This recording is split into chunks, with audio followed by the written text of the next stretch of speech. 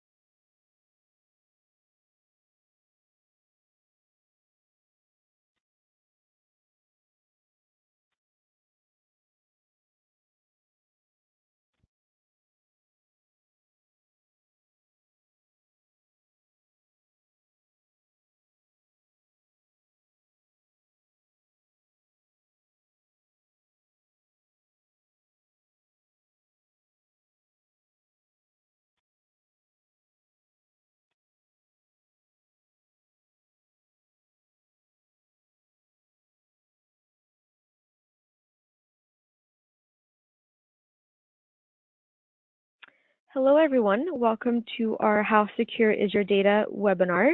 My name is Helen Dion. I am the Marketing Manager for SWK Technologies. Your presenter today will be Richard Schatzberg. We will be recording the webinar today, and recording will be distributed to all attendees tomorrow. A little housekeeping before I turn over the presentation to Richard. Everyone has been placed on mute to keep the background noise down. However, you can submit any questions you have throughout the webinar. If you want to submit a question, look for the questions section in your GoToWebinar pod on the right side of your screen. We will answer all of them at the end of the presentation. So we appreciate you taking the time out of your busy day today to attend, and I will now pass it over to Richard. Thank you, Helen, and hi everybody. It's a pleasure to be with you here today. Obviously, the topic is how secure is your data, and I do just want to, as we get going, as we start talking about, security of data, that includes not only the data within your corporate system, but also your employees. So as we kind of go through this, it's really a question of what are you doing as an organization to protect the people and the assets of your company. So I'm just going to proceed forward here.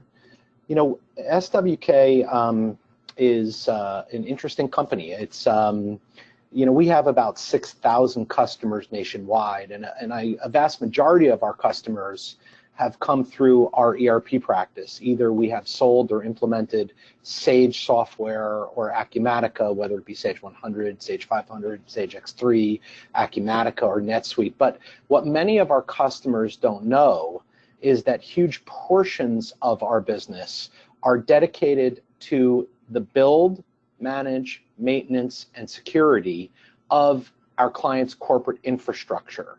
So I just wanted to put up a little bit about the company to be able to help you understand how we go about doing things. And many of our customers don't realize that SWK Technologies is actually a part of a public NASDAQ-traded company called Silversun Technologies. We have been on the NASDAQ for about a year and a half. And under our public company, Silversun, there are really three separate corporations, SWK being one of them. I'm guessing that most of you in this presentation know of SWK through your ERP application, in most cases Sage, but also some of the others that we sell. But what many people don't realize is that within SWK, we have a really high profile MSP, or managed service provider, an entity within our corporation that provides network services to our clients. And this division of our company for the last 4 years has been ranked as one of the top 50 managed service providers in the world by MSP 501, which is one of the 2 rankings. In the other, CRN MSP 500, we have for the last several years been among the elite 150 globally. So in addition to the sale of our software, whether it be our own IP or whether it's selling ERP packages from Sage or Acumatica, we help many companies manage and maintain their IT infrastructure. But we also have 2 other corporations that are relevant to this conversation. We have a corporation called Critical Cyber Defense Corporation, and that is a cyber defense company. And I'm going to get into detail of what we do there. But in effect, what we do is 24/7 cyber monitoring of our client's environment to ensure that hackers are not attacking and actually breaking through the network defenses. And then the 3rd corporation is called Secure Cloud Services. In one of our more recent acquisitions, we actually bought a secure hosting business. So we're able to host our clients' environments, their servers, and much of their infrastructure with our own environment, in effect becoming a one-stop shop, implementing the software, but also hosting the facilities where those software reside. So with that, I just wanted to spend a couple of minutes talking about each of these different portions of our business, because when we talk about data security, it's really all about the services that we just discussed. So, to review again, and I'm not going to read all of this in great detail, but our network services division is the group that builds, manages, maintains, and secures IT infrastructure and data for our nationwide clients. And that includes proactive management of servers and of workstations, very powerful business continuity solutions. In fact, the business continuity disaster recovery and backup solution that we provide for most of our clients is called a Datto device, and it is a device that enables us within the infrastructure to capture images of all the servers. In case one goes down, we can just spin that up locally without any impact to our customers' environments. But as well, that Datto service is actually pushing those images offshore to a cloud. So if there was a hurricane or a building caught on fire, we can actually spin up our client's entire IT environment in the cloud. And it's a very, very powerful service that we provide for our clients, especially those clients that live within compliance-based industries. And last year we were actually Datto's North American Partner of the Year, just to give you an understanding of the size and scale that we provide for them. But there are other key services that we provide: automated patching for security software and things of that, antivirus and malware protection. One of the ones on here that I love to talk about, and it goes towards protection of your employees, is we actually provide phishing education, helping your employees recognize what a hack looks like. If they're being hit by email attacks or things of that nature, what are the 6 or 7 things that they should be looking for, simply to build their awareness of how an attack feels, so that if they get an email that doesn't feel right, they stop and start asking the right questions to ensure that they don't click on something that they should. Just to continue on here, I want to talk a little bit about Critical Cyber Defense Corp. This corporation has really one job. Our Security Operations Center, which is based in Tel Aviv, Israel, does nothing but simply monitor systems looking for the digital footprint of a hacker. Okay. And one of the unknown truths about being a managed services provider is that no matter how good we are, and we are the 50th ranked in the world, the truth is that if a hacker is sophisticated and patient, they are able to break through network defense systems. So, and in many cases, they do that through circumvent, circuitous routes. So one of the hackers that we have spoken to over the years, who used to be an aggressive side hacker and now has gone to the defense side, tells us a story that if I want to break into a corporation, the easiest way is I'll go to the job portal and I'll click on a job opening and I'll create a resume that has all the information about a person, but because I'm a sophisticated hacker, I'm going to add a little bit of code to that resume, code that I know will get through the antivirus and get through the network defenses. And I'm going to send it through the company portal right into the human resources group. And the human resources group is just going to do what they're trained to do, which is open and review a resume. Except when they open my resume, this little software is going to run, and now I'm inside of the network. So a hacker, if he or she is sophisticated and patient, can actually break into the network just by getting people to do their jobs. So the role of the Security Operations Center, what we do with CCDC, is to constantly, 24/7, 365, look for the digital footprint of a hacker to identify when that type of intrusion happens, to immediately encapsulate the hacker and remediate the hacker and get them off the network. It's a really very powerful tool. For those of you that have no idea what a Security Operations Center is or looks like, I just wanted to put this picture up here. This is really what this is an image of our SOC in Tel Aviv. This SOC is manned 24/7 by security analysts who are monitoring logs, as I said, simply looking for the digital footprint of a hacker. And when they do, they let us know what's going on in our network or our client's network and help us step by step remediate that hacker. Just to tell you that our security operations team, we are partnered with an Israeli firm called CyberHat. CyberHat was recently written up in Forbes as the global emerging leader for cybersecurity and SOC services. So we are partnered with a world-leading team of security analysts who are constantly monitoring our network, because we are a customer as well as a partner, and many of our customers' networks at the same time. And lastly, we have Secure Cloud Hosting. This is the business I was telling you that we acquired about 1.5 years ago, maybe 2 years ago. And this enables us to take the environments of our clients, and instead of having them built and managed on-premise, if you will, and in another slide or so, I'm going to show you a picture of typically what an on-premise location looks like.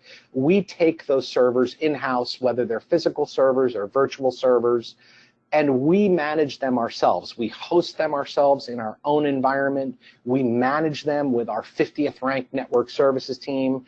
And on top of our hosting environment, we layer the CyberHat Security Operations Center. So our hosting business is an incredibly powerful environment for our clients to put their infrastructure inside of. And for many of our clients, especially those that are Sage and Acumatica clients also, what it really means is that you have one company, one, let's call it throat to choke. If you have a problem, whether it's on the software side or the infrastructure side, you're literally calling SWK and receiving support from our help desk, whether it's on the Sage side, the Acumatica side, or on the network and infrastructure side. So these three businesses together, SWK, CCDC, and Secure Cloud Services, really create a very powerful combination for our clients. And this is how and why we're able to secure our customers' data so much.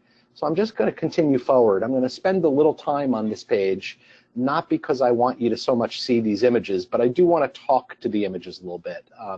And just by way of background, many years ago, I was the founder of the National Cloud Technologists Association. So I have spent a lot of time talking to clients, largely small and medium-sized businesses, and many of them SWK clients, but some that are not SWK clients. And you know, oftentimes when we walk into a company, the image on the left of this screen, which is kind of the messy one, is what we find when they have kind of a legacy infrastructure that's built into a closet somewhere in their building. You know, it's built up over time, it's been managed by either an internal network person or an outside network person or a team, and we kind of walk in and we see kind of a mess like this. There's wiring all over the place. Oftentimes it'll be a tight closet that has no air conditioning. We'll look up at the ceiling and there will be a sprinkler system sitting above the servers, which is always bad because, you know, water, dust, and humidity are the things that kill servers. So if, God forbid, there was a fire somewhere in the building and that sprinkler went off, many of our customers would lose their entire IT infrastructure. So when we go into clients, you know, the conversation is always interesting. And one of the questions when we sit down with a CEO or an owner or a, you know, a president, a CFO, a COO, even a CIO, if one of our clients has one, is, you know, tell us, do you think your network, do you think your data is secure? And almost without fault or without any deviation, they, you know, the folks that we're talking to will say, yeah, we really do. We think we've done a pretty good job. And of course, the question from there is always, well, tell us why you think so. And the answer is always, you know, along the lines of number two, I have this great IT person, you know, and we always kind of, you know, we're from, you know, the company's headquartered in New Jersey. So, you know, to word that in a Jersey sense is, I got a guy, you know. And it's always interesting to see the owner's perspective because many business owners don't really understand the network side of what's running their environment, nor do they really understand the advancement in cybersecurity driven by everything we hear about on the news. So they're taking the word of the person that they count on to be responsible for all of this. It could be an internal director of IT, it could be an outsourced network team, you know, but as we kind of evolve through that conversation, we start to dig into, well, tell us a little bit about your person. Is it internal? Is it external? Do you have an MSP? You know, what are the conversations? Do they understand, you know, the layers of network engineering? But one of the key things that we talk about is really the difference between network engineers and cyber analysts. And I want to stress to all of you that these are two completely different professions, okay? It is complicated to take a network engineer who's trained to understand infrastructure, servers, and things of that nature, routers, firewalls, things of that nature, and turn them into a security analyst. Security analyst's job are to watch logs go by and to understand what the digital footprint of a hacker looks like. That is not the role, nor is a network engineer trained to do that.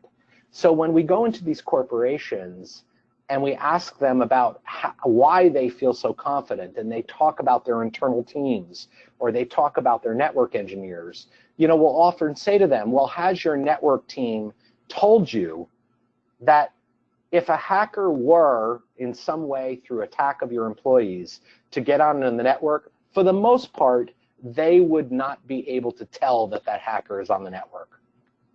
And those questions are often eye-opening for the business owners. They don't really understand it. And it is the truth. Sometimes you hear about these large hacks. There's a famous one with Target where the hackers were on the network for 6-9 months. And the question is, how is that even possible? And the answer to it is really quite simple. For the most part, network engineering teams are not trained or educated to identify a hacker that's on the network. Once a hacker is in the network, they are just like a rogue employee, right?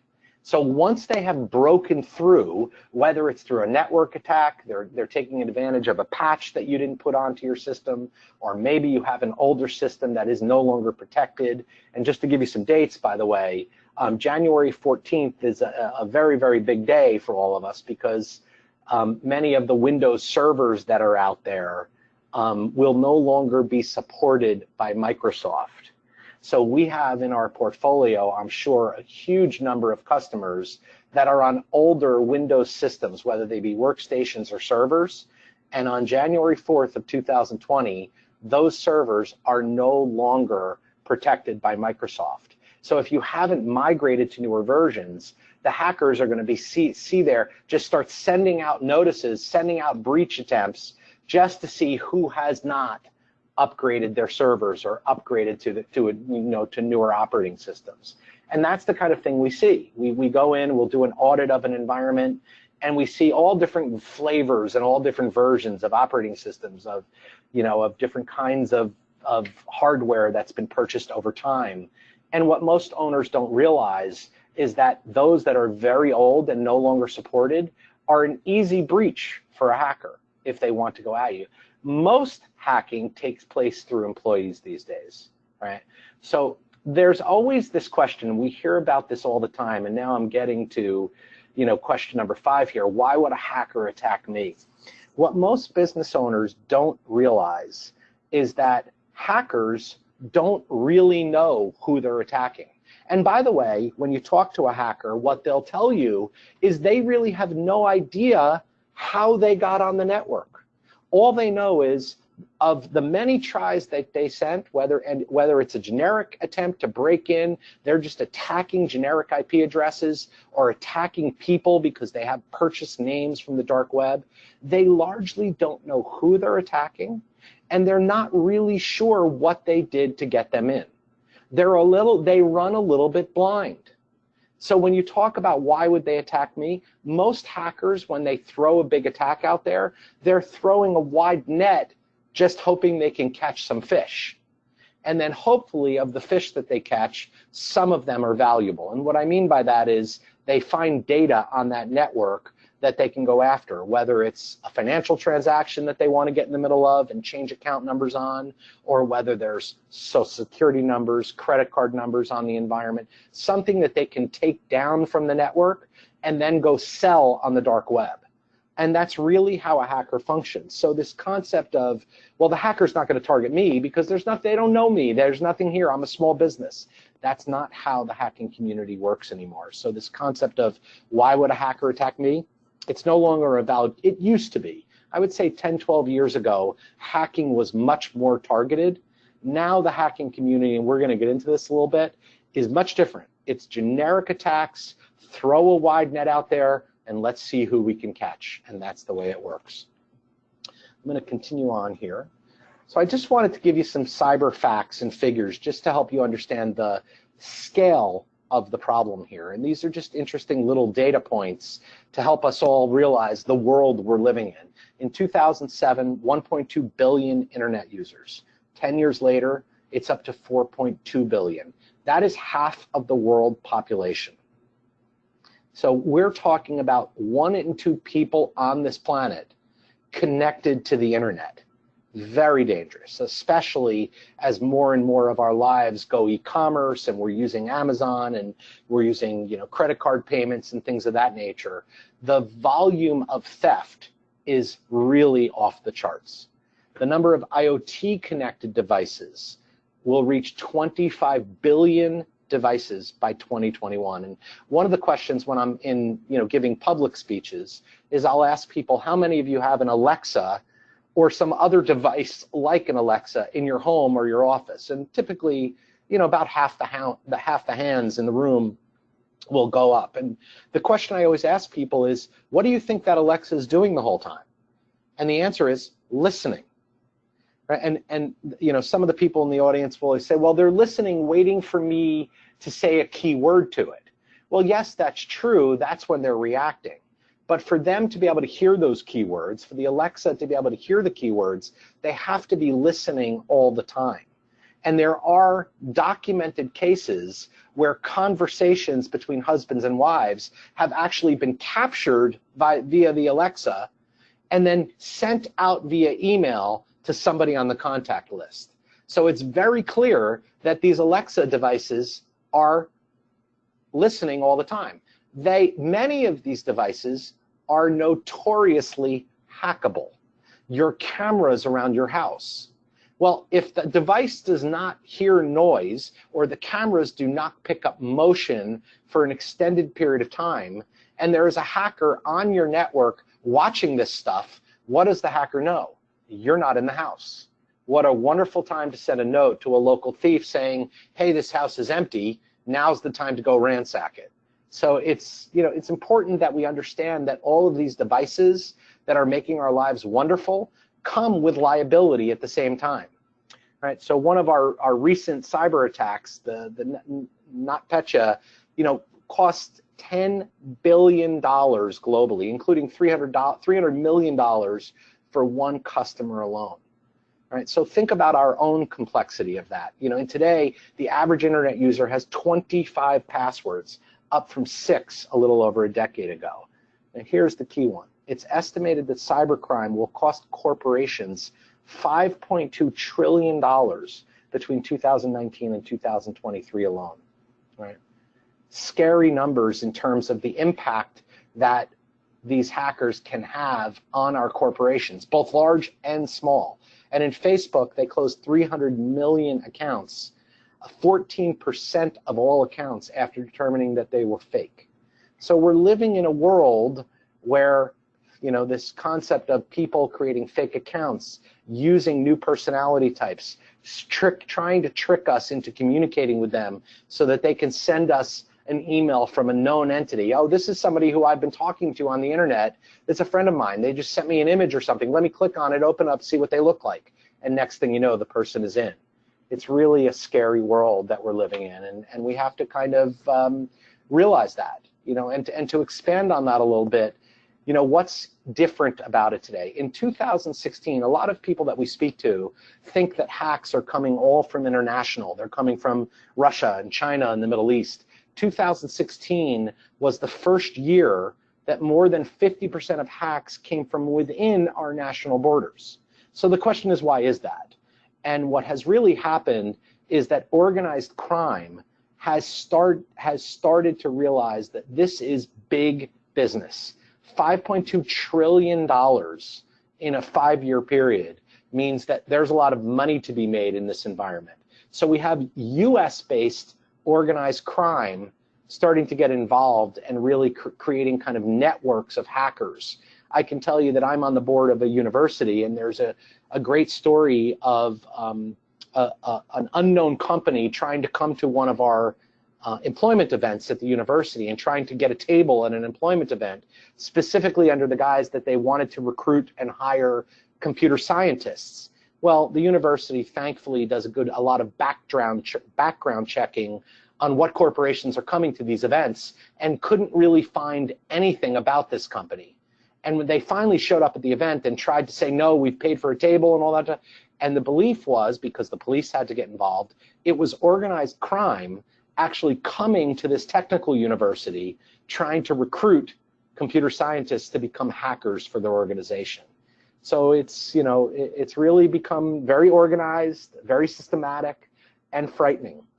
For our companies, our customers, and for ourselves, liability, of course, goes up. And if you are living within a compliance or a regulated industry, the penalties can be quite severe. If you're living in HIPAA, if you're bound by, you know, the New York's DFS, Department of Financial Services compliance, these are rigorous compliance requirements that demand that you take severe and stringent steps to secure the data of your employees and of your customers. And if you don't do it, the penalties not only for notifying the people that you're working with that their information may have been breached and providing credit monitoring for them and other things, but the penalties associated with willful neglect to protect the data can be very severe. And there are many examples of, for example, medical practices that after an intrusion have been shut down because they simply don't have the proceeds to be able to pay the penalties for compliance and things of that nature. And what's interesting is that liability expands to your vendors and your partners too. So when you're selecting partners, when you're selecting a network services or an MSP, when you're selecting an insurance agency, when you're selecting an accounting firm, a law firm, when you're selecting a cybersecurity partner, you want to know, do they have the bandwidth, the breadth of business, do they have the insurance coverage if something were to happen to be sitting at the table with you, right? If your network services team is a one-person shop, do you know what kind of liability coverage they have? And if there was a breach, do they have the bandwidth to be able to sit through that and live through that experience with you, right? And this gets worse as early stage devices start to hit the market, because the millennials are coming into our work environment with these new technologies that, people my age, because, I'm an old man, don't really use as much. They have smartwatches and things of that nature, and they're wearing wearable devices. And we're at the earliest stage of this. Corporations, and Google and Amazon are great examples of it. They are starting to expand the network to allow employees to spend much more time, kind of create a very strong work-life balance, including bringing in food into the, bringing in massage tables and things like that, gaming environments, so that people can have a work-life balance. And the hope is that they stay in the work environment longer because they're socializing there, they enjoy it more. Well, with that comes a responsibility, because into that environment are going to come these wearable devices that people are using to communicate with their friends and family outside of work as well. So we have these new devices coming onto our corporate networks, okay, that allow them to integrate their work-life experience, and we have an obligation to secure those as well. That's very complicated for a basic network team to be able to do. So who you select as your partners is very, very important. So what's next? As we said, and we've just touched upon several of these things, IoT devices, Internet of Things devices, and other smart devices. I was at a healthcare conference the other day, and the amount of smart IoT devices, especially for senior citizens, for what we call kind of the aging in place population. My parents are still living in their home, and they want to remain independent as long as they can. So as they age and start to deal with health issues and other forms of issues, there are mobility devices and communication devices that can allow them to live independently longer. But these devices bring with them risk as well. And we have to be clear about it, not only in the home, but in the workplace. And as more and more of us start to work remotely, the combination of home networks, secure connections, whether it be RDP connection or whatever, from the home into the corporate network, these connections and multiple devices become more complicated, more sophisticated. Convergence, now we have, smartwatches that act as telephones. So we're starting to see a blend of these technologies and of the use of broadband and other networks in many new ways that make it more complicated for corporations to defend themselves. Many of these corporations continue to try and differentiate themselves based upon the kinds of services that they provide, including identification, who's coming into my network, who's coming into my office, the effective use of the corporate data infrastructure, but also of guest networks and things of that nature, all in an attempt to create this work-life balance that is becoming so important in terms of who wants to come work for our companies, something the millennials are very, very focused on. This idea of work-life balance is critically important to them. We hear it from them all the time as we're trying to recruit younger, technology sophisticated people into our ecosystem. And obviously new forms of communication. We're starting to see virtual reality environments and things like that are starting to enter, just as pilots enter some of our corporate environments. It's really at the earliest stage, but as time goes on, these things start to pick up pace and really become a part of our world. And defending our employees and the protection of our data in these worlds becomes more challenging and more sophisticated. So what can you do? Priority one is always at the network level, and it really goes to securing your network and understanding the low-hanging fruit that you can do to ensure that your employees and your data are safe. And here are just some of them that we recommend. Automated patching and monitoring services. If your network team or your outsourced MSP is not doing automated patching and is kind of rolling it out when they get a chance, when they have a break from answering help desk tickets and things of that nature, you probably have environments that are not properly patched. And that is the easiest thing for a hacker to circumvent. So automated patching and ongoing monitoring services of these patches is very, very important. And as I said, providing awareness training of security scams to your employees so that their awareness of what a hack looks and feels like, just so that they pause for a second to say something doesn't feel right here. And one of the services that we provide for many of our clients is a product called Phishing Defender, where we'll actually send non-threatening attacks that are not going to have negative outcome into our clients' networks, just to see how many of the employees will fall for it. And then we'll report on that. We'll provide training, awareness training to the employees, make sure they go through a training and certification program to build their awareness, and then a couple of months later, attack again, just to see if the numbers of people that have failed keeps going down and down and down. And we keep doing this until awareness within the company is so high that very few people fail. The reality is, if your network is not well protected, all you need is one employee to fail, and a hacker can get in and move around throughout the network if it's not properly structured and protected. So one of the best defenses is what's called dual-factor authentication. And I'm sure many of you that are using online banking are very familiar with this. It's when you try to log in, you may use a fingerprint or you may use a password, and the next thing the system does is it either calls you or sends you a code via text that you have to log in. This simple solution, so many of our clients don't use, and we look at it as an absolute requirement for so many of our customers. Because if you're sitting in your office and all of a sudden you get a text with a code that you didn't request, you know you're being hacked. So this simple, little, inexpensive solution, dual-factor authentication, is one of the best ways that we can help protect our corporate networks.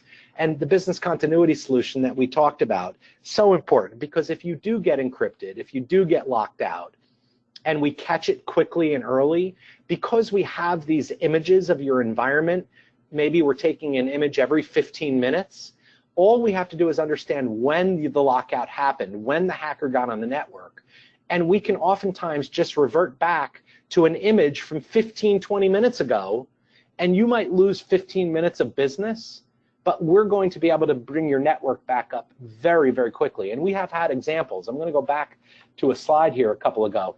This image that you see here, hello, my friend, that looks like somebody from India or the Middle East, you know, this image actually happened to a customer of ours. They were locked out, and these people were demanding ransom to be able to unlock, to be able to send the unencryption key to allow our customer to get back on the network. We literally, when this happened, our network teams jumped in, went back to a clean image of the network and of the environment just prior to this encryption, and spun their network back up, and it was like the hacker was never on there before. It's really an incredibly powerful defense against these types of things. We do often provide vulnerability tests and penetration tests for our customers. Typically, those are customers that are in compliance-based environments.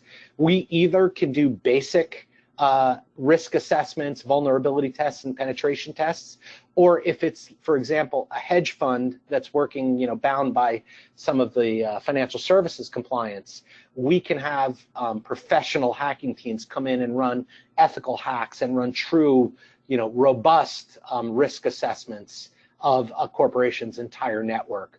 That are extremely sophisticated.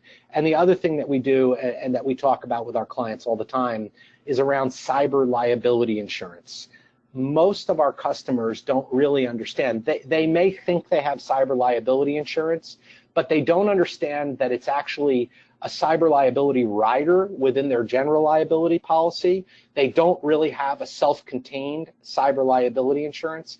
More importantly, even if they do, they don't have an understanding of the exclusions within that policy. And the exclusions is actually what catches people. So really talking to your insurance agent about cyber liability insurance, especially if you're in a compliance-based industry, and really diving into the exclusions to understand the risks that you have, very, very important. Priority 1B really goes to the security side of it. 24/7, 365 days a year, are you monitoring and protecting your environment, your data, your employees against a cyber hack? And this is really the work of the Security Operations Center. So, when we talk about what's the low-hanging fruit, obviously this previous page where we talk about protecting the network and putting these low-hanging fruit solutions in to make it harder for a hacker to get in. But beyond that, if you're living in a compliance-based industry, having a 24/7 monitoring service that's doing nothing but watching your network to ensure that a hacker, by the way, not only an external hacker, the SOC is also watching employees to make sure you don't have a rogue employee that's pulling data off of your environment. Many of the corporate hacks that go on happen from within the network. So oftentimes they don't even require a breach. It's just a rogue employee who is seeing an opportunity and performing a crime, but there was no intrusion. So if all you're doing is monitoring the edges of your network, looking for intrusion, but an employee is already in there, you may never see them break through the edge because they're already on your network.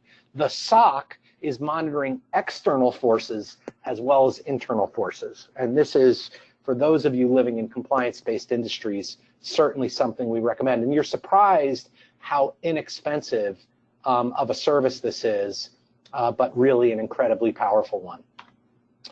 So, how do you kind of bring all of this together? And now, if any portion of this discussion is a sales pitch at all, and I'm going to try and wrap this up in the next 5 minutes or so, so that we can leave time for questions. But how do you bring this together? How do you bring together a superior network services team with an environment that is professionally managed, with cybersecurity protection? The answer is secure cloud. And for many of our customers, the migration from on-premise infrastructure to a hosted, managed, secure cloud is a tough one because they aren't really sure what it's going to be like. But I will tell you that for customers that are inside of a compliance-based industry or that struggle with maintaining a productive environment, moving into a protected and secure and managed cloud like Secure Cloud is the answer. Because what you're getting all in one is you're getting modern architecture, modern equipment in a professionally managed environment that is cooled and dust-free and that doesn't have the opportunity for a sprinkler to go off, that has gas solutions. If there's a fire, there are gases that can be released into the infrastructure to suck the oxygen out, which puts out the fire. You also get the opportunity to have a professional network team do automated patching and include dual-factor authentication. And a lot of the services that we provide for our clients, we provide those same network solutions and network services within our hosting environment. And above the network solution, our cybersecurity SOC, our Security Operations Center, is monitoring the entire ecosystem. So you're getting modern infrastructure in a professionally managed way. You're getting world-leading network services, and you're layering on top of it this 24/7, 365. Actually, in my slide, it says 364. Maybe we're taking a day off. I don't know. But for many of our customers, secure cloud hosting is the way to go. They can migrate their Sage infrastructure. They can migrate their Acumatica environment if they have it on-prem into this ecosystem and create for themselves a very productive, powerful IT ecosystem and environment. And for a lot of our customers, the migration to the cloud actually happens when their infrastructure is aging. They've just, over the years, they've purchased some infrastructure. Maybe it's reaching 4 years of life, 5 years of life, and they're getting to the point where the servers are aging. It's at that moment that many of our customers start looking at alternatives. Do they want to repurchase infrastructure, spend $50, $150, $200,000 on infrastructure, or do they want to migrate to the cloud? So that point where you're thinking about either a hardware upgrade or a software upgrade is a wonderful time to be able to have SWK come in and talk to you about hosting in our secure environment, because it really is a very powerful and productive environment. And just as an offer today for anyone that attended the event today, if you do decide to migrate to the secure cloud hosting cloud environment, if you do it anytime in the next 6 months, the initial migration fee, which can be substantial. I mean, we have cloud migration fees that can be $2,000, $3,000, $5,000, $10,000, will be waived because of your attendance at this event. So it's just a little bit of an offer that's coming from our friends at Secure Cloud Services for those of you that attended today. And just a couple of things, to consider as we think about the world that we're living in. Consider an independent network or risk assessment. For many of our Sage clients or our Acumatica clients that we do not provide network services to, oftentimes we recommend that we have our network services team come in and do an assessment just to help the business owners and the key executives understand what their IT environment looks like. Is it truly set up well? Is it really protected? Are there things that you can do to make really simple adjustments to provide some layers of protection?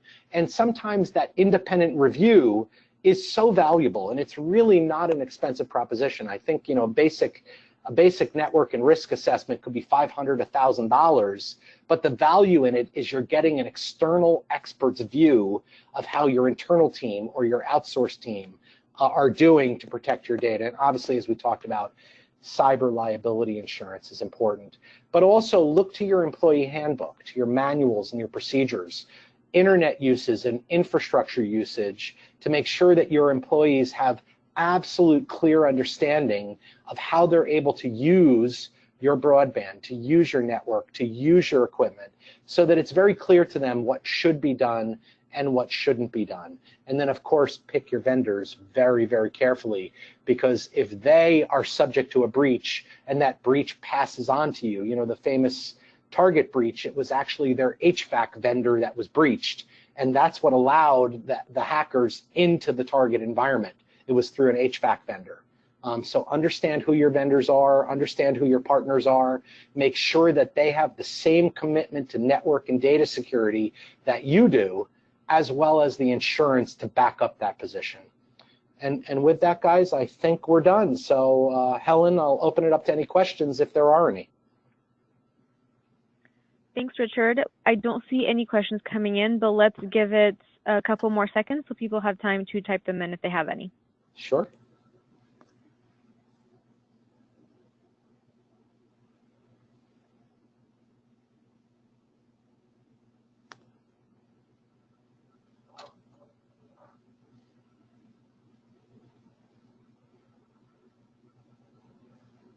Okay, we have one question that came in so far. Richard, you mentioned employee phishing training. Is there an SWK webinar coming up for this? That might be a question for both of us, actually. So we are always open to suggestions for content that our customers or prospects are looking to learn more about. So that's something that we can look into. But Richard, if you know anything different, go ahead and speak up. Yeah, in fact, I think we've done a webinar last year or even earlier this year on our Phishing Defender solution. That is this awareness training. So one of the things we can do, and Helen, I'm sure you may be able to tell who's asking that question.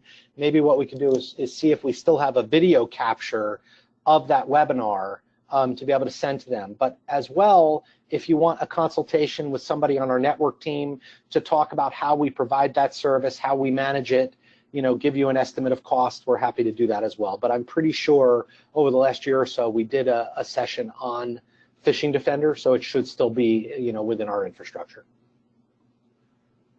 Yes, good point. So I will follow up with a recording if we have one. If not, Richard, I will put you in touch with the person who asked the question. Sounds great.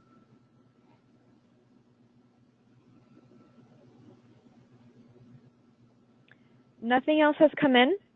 So this will conclude the webinar. If you do have questions, feel free to reach out to the marketing team. You will get an email tomorrow for attending the webinar with our contact information, and we can pass it along to the appropriate contact who can answer your question. So thank you for joining, and have a great rest of your day.